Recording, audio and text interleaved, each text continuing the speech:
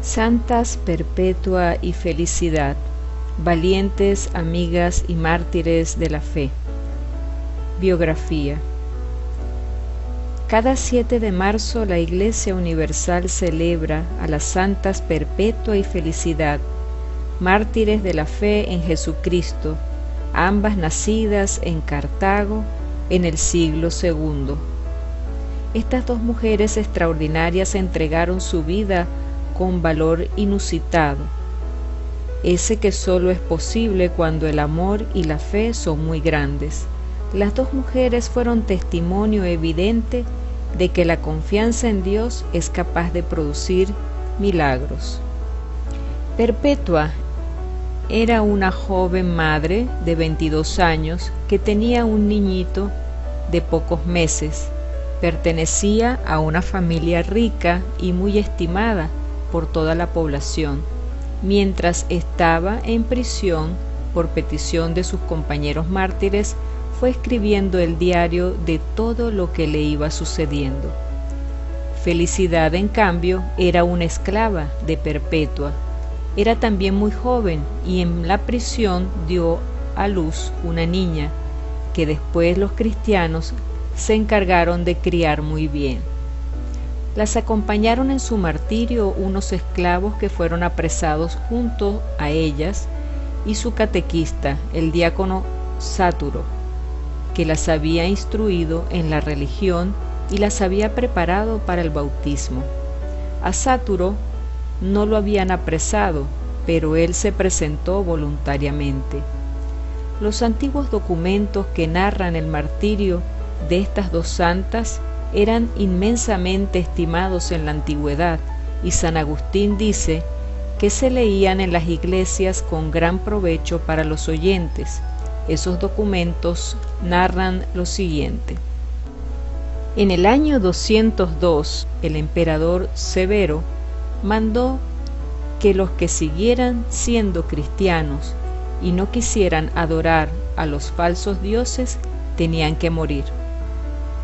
Perpetua estaba celebrando una reunión religiosa en su casa de Cartago cuando llegó la policía del emperador y la llevó prisionera junto con su esclava Felicidad y los esclavos Revocato, Saturnino y Segundo.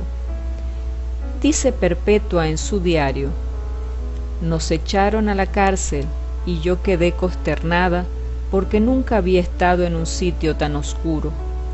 El calor era insoportable y estábamos demasiadas personas en un subterráneo muy estrecho. Me parecía morir de calor y de asfixia y sufría por no poder tener junto a mí al niño, que era tan de pocos meses y que me necesitaba mucho. Yo lo que más le pedía a Dios era que nos concediera un gran valor para ser capaces de sufrir y luchar por nuestra santa religión. Afortunadamente, al día siguiente llegaron 2 diáconos católicos y dieron dinero a los carceleros para que pasaran a los presos a otra habitación, menos sofocante y oscura que la anterior, y fueron llevados a una sala a donde por lo menos entraba la luz del sol y no quedaban tan apretujados e incómodos, y permitieron que le llevaran al niño a Perpetua, el cual se estaba secando de pena y acabamiento. Ella dice en su diario: desde que tuve a mi pequeñín junto a mí, y aquello no me parecía una cárcel, sino un palacio, y me sentía llena de alegría, y el niño también recobró su alegría y su vigor. Las tías y la abuelita se encargaron después de su crianza y de su educación. El jefe del gobierno de Cartago llamó a juicio a Perpetua y a sus servidores. La noche anterior Perpetua tuvo una visión en la cual le fue dicho que tendrían que subir por una escalera muy llena de sufrimientos, pero que al final de tan dolorosa pendiente estaba un paraíso eterno que les esperaba. Ella narró a sus compañeros la visión que había tenido, y todos, se entusiasmaron y se propusieron permanecer fieles en la fe hasta el fin. Primero pasaron los esclavos y el diácono. Todos proclamaron ante las autoridades que ellos eran cristianos y que preferían morir antes de adorar a los falsos dioses. Luego llamaron a Perpetua. El juez le rogaba que dejara la religión de Cristo y que se pasara a la religión pagana, y que así salvaría su vida, y le recordaba que ella era una mujer muy joven y de familia rica, pero Perpetua proclamó que estaba resuelta a ser fiel hasta la muerte a la religión de Cristo Jesús. Entonces llegó su padre, el único de la familia que no era cristiano, y de rodillas le rogaba y le suplicaba que no persistiera en llamarse cristiano, que aceptara la religión del emperador, que lo hiciera por amor a su padre y a su hijito. Ella se conmovía intensamente, pero terminó diciéndole: «Padre, ¿cómo se llama esa vasija que hay ahí enfrente?» «Una bandeja», respondió él. «Pues bien, a esa vasija hay que llamarla bandeja, y no pocillo ni cuchara, porque es una bandeja. Y yo, que soy cristiana, no me puedo llamar pagana, ni de ninguna otra religión, porque soy cristiana y lo quiero ser para siempre». Y añade el diario escrito por Perpetua: «Mi padre era el único de mi familia que no se alegraba porque nosotros íbamos a ser mártires por Cristo».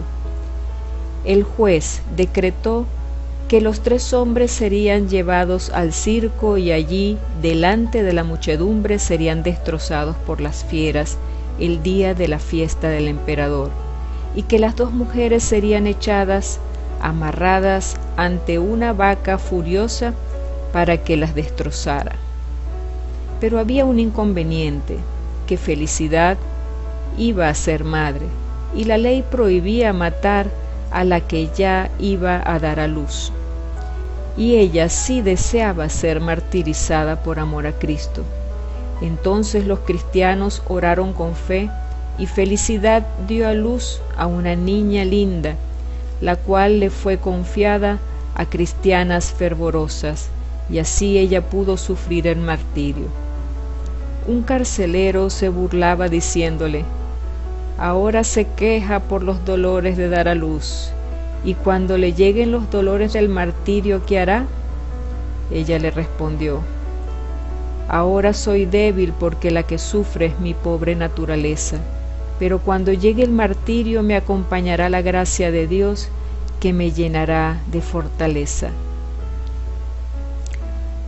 A los condenados a muerte se les permitía hacer una cena de despedida. Perpetua y sus compañeros convirtieron su cena final en una cena eucarística.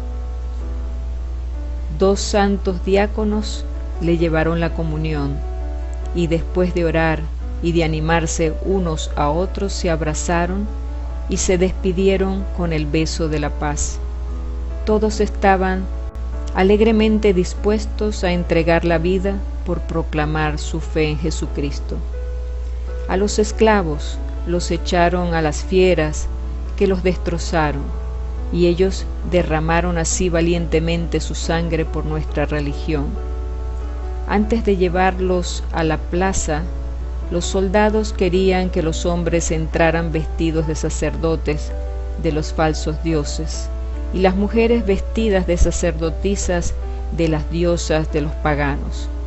Pero Perpetua se opuso fuertemente, y ninguno quiso colocarse vestidos de religiones falsas. El diácono Sáturo había logrado convertir al cristianismo a uno de los carceleros, llamado Pudente, y le dijo: «Para que veas que Cristo sí es Dios, te anuncio que a mí me echarán a un oso feroz, y esa fiera no me hará ningún daño». Y así sucedió. Lo amarraron y lo acercaron a la jaula de un oso muy agresivo. El feroz animal no le quiso hacer ningún daño, y en cambio sí le dio un tremendo mordisco al domador, que trataba de hacer que se lanzara contra el santo diácono.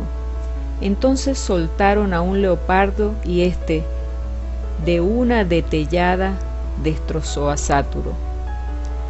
Cuando el diácono estaba moribundo, untó con su sangre un anillo y lo colocó en el dedo de Pudente, y éste aceptó definitivamente volverse cristiano. A Perpetua y a Felicidad las envolvieron dentro de una malla y las colocaron en la mitad de la plaza, y soltaron una vaca bravísima, la cual las corneó sin misericordia. Perpetua únicamente se preocupaba por irse arreglando los vestidos, de manera que no diera escándalo a nadie por parecer poco cubierta, y se arreglaba también los cabellos para no parecer despeinada como una llorona pagana. La gente, emocionada al ver la valentía de estas dos jóvenes madres, pidió que las sacaran por la puerta por donde llevaban a los gladiadores victoriosos. Perpetua, como volviendo de un éxtasis, preguntó: ¿y dónde está esa tal vaca que nos iba a cornear?